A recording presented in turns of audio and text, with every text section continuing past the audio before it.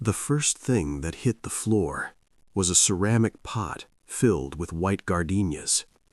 It didn't just fall, it was swept off the counter by the arm of a man who had spent nearly 38 years on this earth without anyone ever sitting him down and making clear that his anger had a cost. The pot didn't shatter cleanly. It cracked against the tile in two uneven pieces, and the dark, moist soil spread outward in a slow fan across the white floor. Then came a second pot, then a third. A row of glass vases followed, tipping one into the next in a cascade that sent cold water rushing across the display shelf and dripping onto the floor below. The water soaked immediately into the petals of freshly cut peonies laid out for the morning. A bucket of lilies near the window tilted sideways, spilling its contents across the entrance mat in a pale, fragrant heap.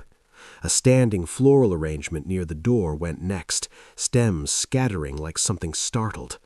By the time Julian Cole turned to leave, half the interior of Bennett Bloom's looked like a storm had been invited inside. And through every single second of it, Lily Bennett said nothing. She stood behind the ruined counter, both hands pressed flat against the wood surface. She watched him the entire time with an expression that wasn't anger, it wasn't grief, it wasn't the kind of hurt that demands to be acknowledged in the moment. It was something quieter and harder to name than any of those things. Something that looked almost like she had seen this before, not from him specifically, but from the world in general. Like she had learned a long time ago that certain kinds of people move through spaces the same way weather moves through open land, and that the only real response is to wait it out and then begin cleaning up. That silence did something to Julian he had not expected. He had walked into that shop prepared for arguments, for negotiation even, for tears. He knew how to respond to all of those things. He did not know what to do with a woman who simply watched him destroy her grandmother's shop without making a single sound. The silence followed him out the door and into the street and settled into the passenger seat of his car like something alive. Here is the thing about Julian Cole that you need to understand before anything else in this story makes sense. He was not a man who had been born cruel. He had been born ambitious, which is a different thing entirely, though the two can look remarkably similar from the outside when left unchecked long enough. He was 38 years old and had spent the better part of a decade methodically reshaping the skyline of the city he lived in. He didn't simply purchase buildings the way other developers did. He replaced entire ecosystems. Old theaters that had hosted Saturday matinees for 3 generations, corner bakeries where the same families had bought bread on Sunday mornings for 40 years, small restaurants with handwritten menus and photographs on the walls, and loyal customers who came not because the food was exceptional, but because the owners remembered their names and asked about their children. All of it gave way eventually to towers with his company's name carved above the lobby entrance. The lobbies themselves were beautiful, marble flooring, high ceilings, security desks with sharp-dressed staff, everything polished to the point of anonymity. People in the industry called him relentless. The members of his board called him visionary. His investors called him reliable, which in their language was the highest compliment available. Nobody called him kind, and Julian had never once in all those years lost a single hour of sleep over that particular omission. Cole Plaza was supposed to be the project that made everything before it look like a warm-up. A billion-dollar mixed-use development in the geographic center of the city, with high-end retail on the ground floors, premium residential units above, a courtyard with fountains, underground parking, curated restaurant spaces, and the kind of architectural ambition that gets published in serious magazines and written about by critics who use words like transformative and legacy. The project had taken 4 years to plan properly and nearly 2 years to execute the acquisitions. Every property on that city block had been identified, valued, negotiated, and purchased. Every contract had been signed by every single owner, except one. Bennett Blooms sat wedged between two aging brick buildings near the center of the block, like something that had been planted there specifically to resist removal. It was a small flower shop with a hand-painted wooden sign above the door. A weathered entrance painted a pale green that had faded to something almost silver, and window boxes overflowing with seasonal plantings that changed reliably with the months. The building itself was narrow. The footprint it occupied, in the context of a billion-dollar development, was almost negligible, but the legal reality was absolute. Construction could not begin on the full parcel until that address was secured. Every week of delay carried a price tag that his investors felt and communicated clearly and repeatedly.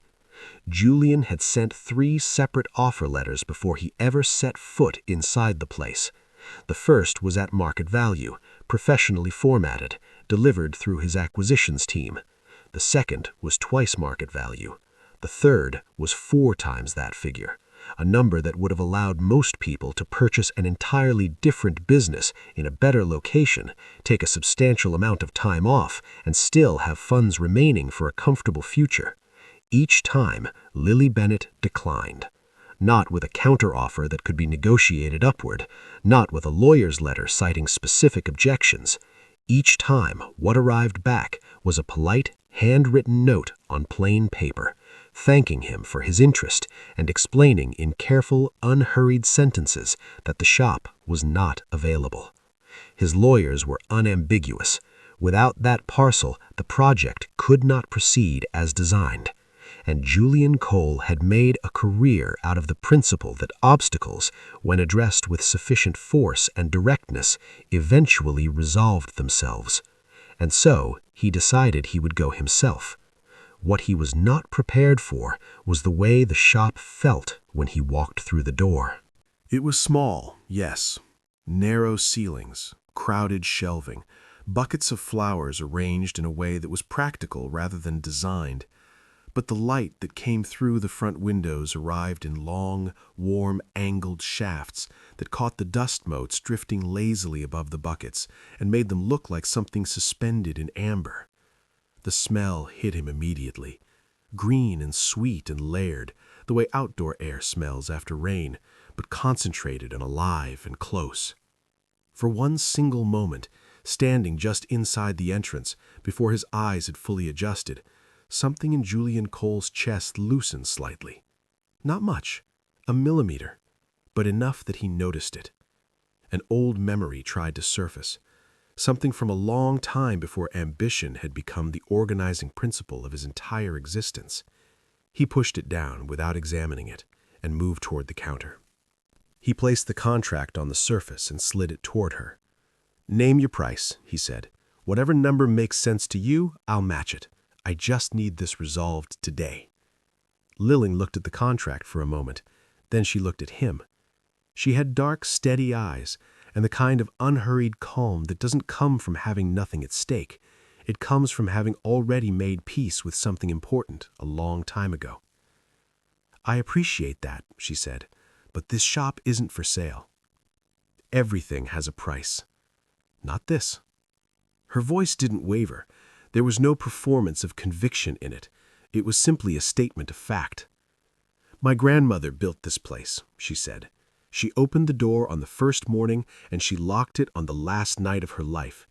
Every arrangement in this shop still carries something of how she taught me to do this work. This isn't a transaction for me. It's the only thing I have left of her."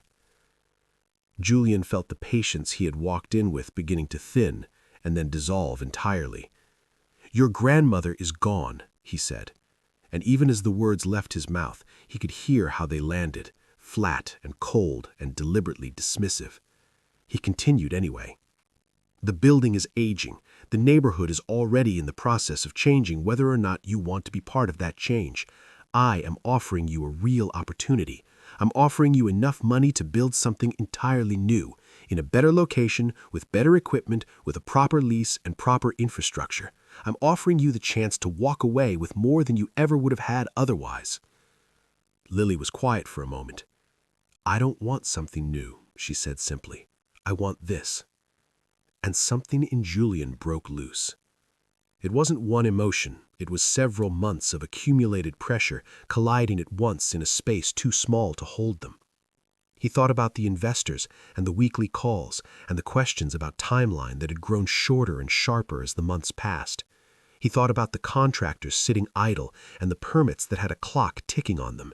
He thought about every single obstacle that had ever stood between him and what he was in the process of building, and how each one had eventually been moved or persuaded or simply worn down to the point where it stopped resisting.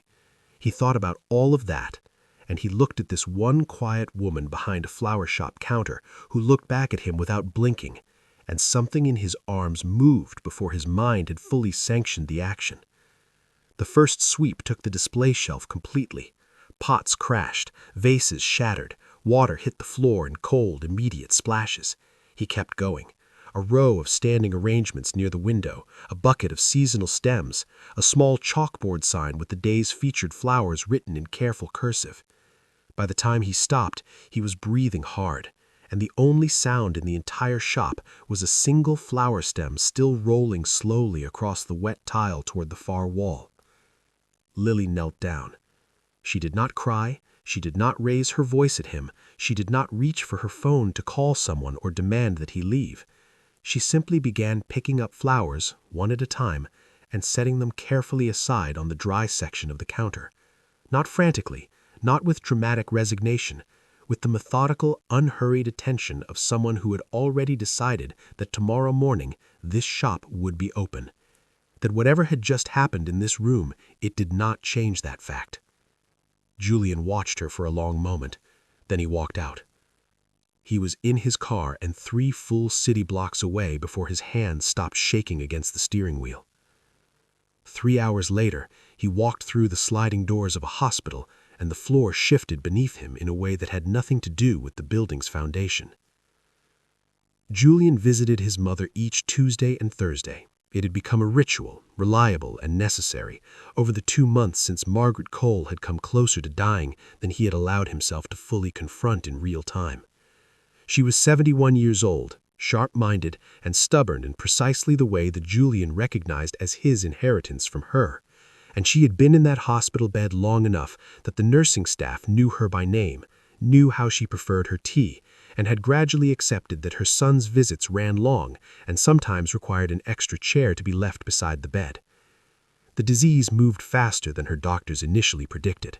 The prognosis they ultimately delivered was blunt in the way that serious medicine sometimes has to be. Without a very specific procedure, and without a donor who matched a narrow and biologically unusual set of criteria, Margaret would not survive the year. Julian responded the only way he knew how. He paid for every specialist whose name appeared in the literature. He had his entire extended family tested. Not one of them was a compatible match. The search went broader. Hospital networks, medical volunteer boards, quiet, careful outreach through channels that didn't require public disclosure. For 3 weeks, nothing. And then, with almost no warning, a donor came forward. Anonymous, they were told. A perfect biological match. The procedure was arranged, performed, and declared successful within a span of time that felt almost surreal against the months of uncertainty that had preceded it. Margaret recovered, steadily, then rapidly, then well enough that the Tuesday and Thursday visits had shifted in character from vigil to something closer to what they had been before all of this started. She talked again like she used to. She complained about the hospital's coffee. She asked pointed questions about Julian's work and then offered opinions he hadn't requested. The identity of the donor remained sealed. That person had made exactly one condition, held to firmly and in writing. They did not want to be identified. They did not want contact. They did not want thanks delivered through any channel. Margaret talked about this person sometimes, not constantly, not with the obsessive gratitude of someone who has not yet processed a difficult thing. She talked about the donor the way you talk about something that genuinely changed your understanding of the world. Someone decided I was worth saving, she would say, and they didn't even stay long enough to be thanked for it. Julian had found this moving every time she said it. He had, privately, and through whatever channels were available to him, spent considerable effort attempting to identify who that person was. Hospital administrators, legal channels, quiet inquiries through his network. Each attempt had come back empty. The donor's conditions had been airtight. That Tuesday evening, he arrived later than usual.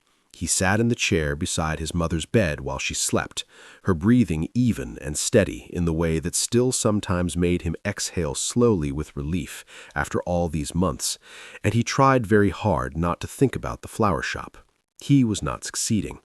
The image of Lily kneeling on that wet tile floor came back to him with a persistence that felt almost physical. He had, in his career, destroyed things before. Deals he had deliberately complicated past the point of recovery. Competitors he had edged out of markets through means that were legal and effective and not particularly gentle. Old buildings with histories that mattered to people who hadn't been at the table when the paperwork was signed. He had done all of that and more and had filed each instance away with a clean efficiency of a man who does not revisit decisions once they've been made. He had never felt like this afterward. A nurse came in quietly to update the medical chart kept on the desk near the door. She set down a folder, made a brief notation, and left without disturbing Margaret. Julian glanced at the folder without particular intention. Medical files had never interested him. He looked away. Then he looked back. The folder had been placed at an angle and part of it had slipped open. It appeared to be a follow-up document related to the donor procedure. Routine, administrative, the kind of thing filed and kept as a record. A photograph was attached at the back. Standard identity verification, the kind kept on file as part of the post-procedure documentation. Julian leaned forward. He recognized her immediately. The dark eyes, the calm expression, the particular quality of stillness in her face that he had spent the last 3 hours unable to stop seeing. It was the same face. He was certain of it in the same immediate and total way you are certain of things that rearrange your entire understanding of a situation in a single second. Lily Bennett. He sat back in the chair so hard the legs scraped against the linoleum floor. His mother stirred slightly in the bed, resettled, and was still again. Julian stared at the ceiling for a long time without moving. When the nurse returned, he asked her, professionally and carefully, to explain what that document was. She hesitated briefly in the way that people trained to maintain confidentiality do when they are weighing legal obligation against human circumstance. Then she explained. The donor had not come to the hospital for the procedure initially. She had come in for something unrelated. While she was there, she overheard members of the medical staff discussing the unusual specificity of a particular patient's donor requirements and the difficulty of finding a match. At that time, the hospital was running a quiet voluntary compatibility screening program for anyone willing to participate. Very few members of the public had come forward. This woman had asked to be screened. The odds of a match at that stage, given the criteria involved, were extraordinarily small. The nurse used a specific percentage. Julian didn't retain it because his mind had stopped processing forward information. Against every reasonable expectation, Lily Bennett was a perfect match. She had agreed to the procedure without hesitation. She had refused every form of payment or compensation offered to her.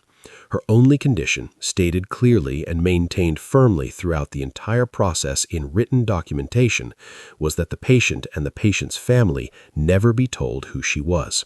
She had said, the nurse offered with a gentleness that Julian recognized as the kind reserved for moments of significant disclosure, that she didn't want gratitude, she just wanted someone to live. Julian Cole sat in that hospital room for a long time after the nurse left him alone with that information. He thought about his mother. He thought about the specific afternoon they had received the call that a compatible donor had been found. He thought about walking to the hospital parking garage afterward and sitting in his car and pressing his face into his hands and allowing himself, privately and completely, to fall apart with relief in a way he never permitted himself to do in front of other people. He thought about the fact that somewhere across the city, on the same afternoon he had been doing that, a woman had been in a recovery room after a medical procedure performed on behalf of a stranger, and that she had gone home, and that the next morning she unlocked the pale green door of her flower shop and arranged flowers in the window boxes the way she did every morning. And then, months later, he walked through that door with a contract and swept her grandmother's things off the counter. The guilt arrived slowly at first, the way physical pain sometimes does when the shock is still absorbing what happened, and then it arrived at once. Julian Cole had constructed his professional identity around a specific set of principles that he had never questioned seriously because they had always delivered results. He made fast decisions and stood behind them without equivocation. He did not second-guess himself. He did not owe explanations to anyone who hadn't been involved in building what he'd built. He moved obstacles. He finished what he started. These were not performances of strength. They were, he had always believed, the actual nature of strength. But sitting in that hospital room, beside the woman whose life had been quietly and anonymously saved by the same woman he had gone specifically out of his way that morning to humiliate, every conviction he'd walked into Bennett Bloom's with felt thin, badly constructed, like something that had been built quickly and never properly tested. He pulled out his phone. He sat with it in his hand for a long while, turning it over. Then he put it back in his pocket. Some things cannot be handled by phone, not because of logistics, because of what they are. He went back to the shop the next morning. The door was already open when he arrived. The damage from the previous day was exactly as he had left it. Julian had half expected to find the place shuttered, a handwritten sign in the window, boards over the glass as a statement. Instead, Lily was sweeping the floor when he pushed open the door, gathering the last of the broken ceramic fragments into a dustpan with the focused, unhurried attention of someone who had already made their decision about how to proceed regardless of how they felt about what had happened. He looked up when he heard the door. Her expression didn't shift dramatically. She simply watched him and waited. Julian had prepared something during the drive over. A structured approach, a careful, measured acknowledgement of what he had discovered, followed by a sincere and specific apology, followed by a concrete offer to address the material damage. He was good at structured conversations. They kept outcomes predictable. He lost the structure almost immediately. "I was at the hospital last night, my mother's hospital." He stopped, started again. "There was a file left out on the desk, a donor identification file. I saw your photograph." Lily set the broom carefully against the wall. For a moment, neither of them spoke. Then she turned her gaze towards the window, and you could see from the set of her expression that she was working through how to respond. Not with shock, because she did not appear shocked, with something that looked more like a quiet acceptance, like someone who had understood on some level that this particular conversation existed somewhere in the future and had simply arrived at it sooner than expected. "I wasn't supposed to see it," Julian said.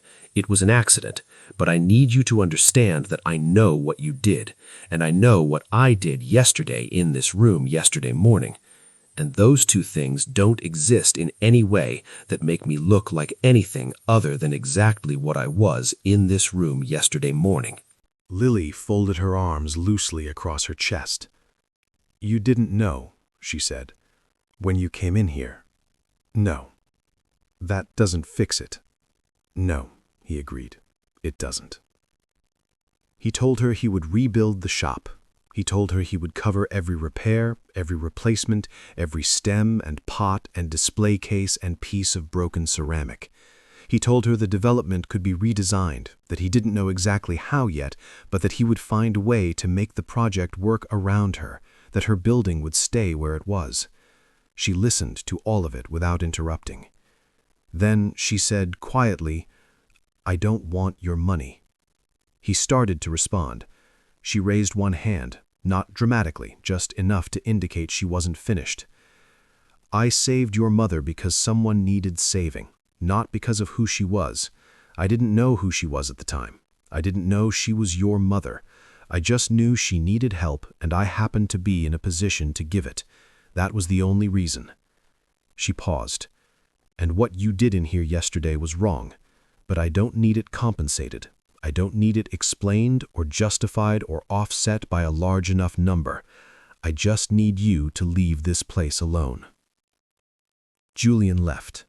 And then he did something that every person who knew him in a professional context would have found genuinely confusing, because it ran against every principle he had publicly organized his career around. He changed the plan. Not incrementally, not with minor adjustments that preserved the core approach while addressing the surface problem. He called his lead architect that same afternoon and said that the footprint of Cole Plaza was being revised. The Bennett Blooms parcel was no longer part of the acquisition. The entire design would need to be reworked around it. His lawyers informed him this would cost money. His investors asked pointed, sequential questions in a tone that made it clear they considered this an irrational decision by someone who should know better. He answered all of them with the same response: "It's already decided." 6 months later, Cole Plaza opened on a clear morning in early autumn. The towers were exactly as grand as the renderings had promised. The fountains ran perfectly. The restaurants had filled their reservations weeks in advance. Journalists photographed the complex from across the river and used words like landmark and defining in their coverage. From every measurable professional metric, it was the achievement Julian had spent years working toward.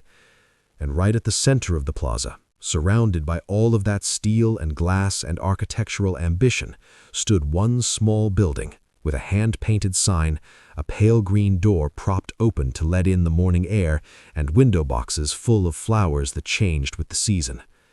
The architects, working with the constraint Julian had given them, had redesigned the entire courtyard layout so that the natural foot traffic of the plaza flowed past the shop's entrance. The plaza didn't merely accommodate the small building, it curved around it. Several architectural critics noted this in their reviews. They called it an unusual choice. One described it as a deliberate human-scale counterpoint in an otherwise monumental space. Julian never explained the reasoning behind it to anyone in a professional context. On opening day, Margaret came. She walked slowly through the courtyard on Julian's arm, looking at the fountains and the storefronts and the people already moving through the space in the early morning light. He had told her a version of the story in the days leading up to the opening. Not all of it, enough that she understood who Lily was before they walked through the door together. Inside the shop, Margaret moved the way she had learned to move since her recovery, without rushing, with the specific attentiveness of someone who has been reminded not to take the experience of being in a beautiful place for granted. She looked at the arrangements, at the buckets of seasonal flowers, at the light coming through the windows at its familiar warm angle.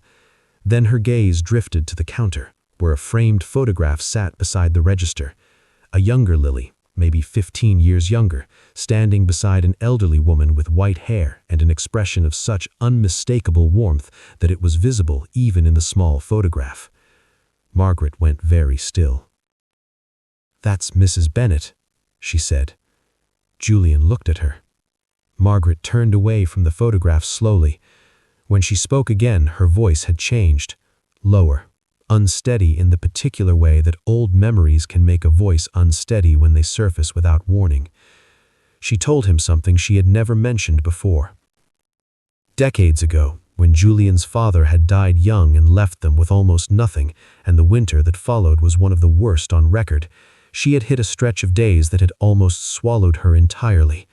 Julian was very young. She hadn't talked about this period to him because there had never been a reason to, or because the right moment had never arrived, or because some things you carry privately for so long that they simply become part of the weight you're used to. One afternoon, she had collapsed from cold and exhaustion on a sidewalk several blocks from where they were living at the time. The woman who found her, who brought her inside from the cold and made her something warm and sat with her until her hands stopped shaking and gently, persistently refused every attempt Margaret made to thank her or offer payment, was the owner of a small flower shop. When Margaret left that day, the woman pressed a small bouquet into her hands, and she said, as Margaret was going out the door, that kindness always comes back around. Julian looked at Lily. Lily had been listening from across the counter. She didn't look surprised by any of it. She looked like someone who has been holding something carefully for a long time and has just been given permission to set it down. "She told me that story many times," Lily said. Her voice was steady, but the care in it was visible. "When I heard your mother's name at the hospital, when I saw it in the patient file, I recognized it." She reached out and straightened a stem in the nearest arrangement, giving her hands something to do with the moment. It wasn't charity. It wasn't even a decision, really. It was just returning something that had been given a long time ago, something my grandmother always said travels in a circle if you let it. Margaret didn't speak for a moment. She stood very still in the middle of the small shop, surrounded by the smell of flowers and the warm light and the photograph on the counter, and her expression was the expression of someone who had just understood something that had been true for their entire life without their awareness of it. She stepped forward and placed a bouquet on the counter, not quickly, deliberately, the way you place something when you want the placing of it to carry weight. "Your grandmother planted something here a very long time ago, and it never stopped growing." Lily smiled, small and real and unhurried. Flowers always bloom again. Outside, through the window of Bennett Bloom's, Julian could see his plaza, the towers and their glass surfaces catching the morning light, the fountains running in the courtyard, the people beginning to move through the space he had spent years imagining and building, all of it exactly as he had conceived it. And one thing more than he had conceived, a small pale green door propped open at the center of all that ambition, one small building that the whole structure had ended up organizing around the way a river curves around something too rooted to be moved. For the first time in his career, the smallest building in the space he had built felt like the most significant thing in it. Not because of its size, or its history, or even what it cost him professionally to leave it standing, but because of what it represented, which was the truth that certain kinds of value are not created by acquisition and cannot be transferred through contract. They are grown slowly and quietly over years by people who do not announce what they are doing, and they outlast nearly everything that surrounds them. There is something worth carrying with you from this story, and it is not simply that you should be kind in case the person you mistreat turns out to have done something significant for you. That reading is too transactional. It misses the point. The deeper truth is that Lily Bennett's grandmother acted with generosity to a cold, exhausted woman on a sidewalk without any expectation that the gesture would matter beyond that afternoon. She didn't keep a ledger. She didn't wait for return. She simply did what was possible in the moment she was given. And that single act of kindness, carried forward by the person who received it, and then by the daughter of the person who gave it, created a chain of consequence so long and so layered that it eventually changed the skyline of an entire city. Kindness doesn't disappear when we stop looking at it.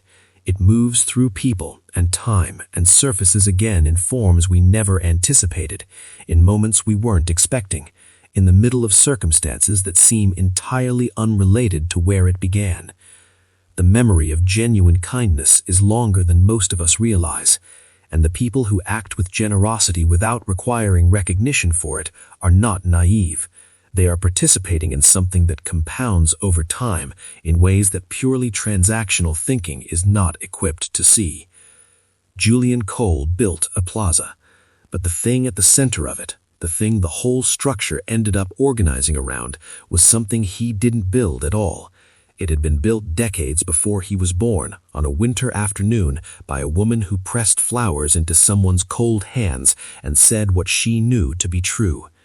If this story stayed with you, share it with someone who could use the reminder that the kindness we put into the world doesn't simply vanish. It finds its way back. Not always quickly, not always in ways we recognize immediately, but with a kind of patience and precision that is, if you think about it, one of the most extraordinary things in ordinary human life.